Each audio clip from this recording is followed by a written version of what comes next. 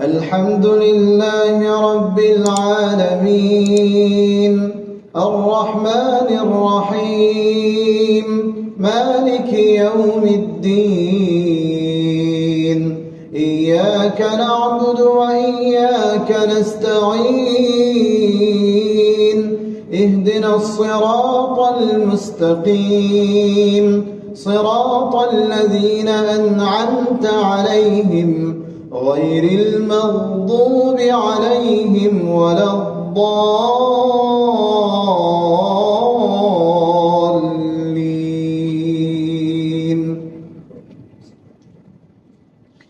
وجاء ربك والملك صفا صفا وجيء يومئذ بجهنم يومئذ يتذكر الإنسان وأنى له الذكرى يقول يا ليتني قدمت لحياتي فيومئذ لا يعذب عذابه أحد ولا يوثق وثاقه أحد.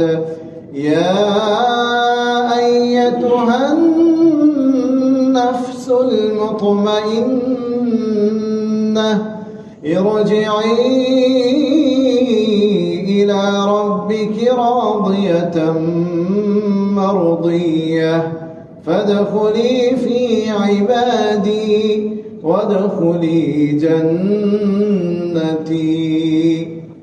الحمد لله رب العالمين الرحمن الرحيم مالك يوم الدين إياك نعبد وإياك نستعين اهدنا الصراط المستقيم صراط الذين أنعمت عليهم غير المغضوب عليهم ولا الضالين.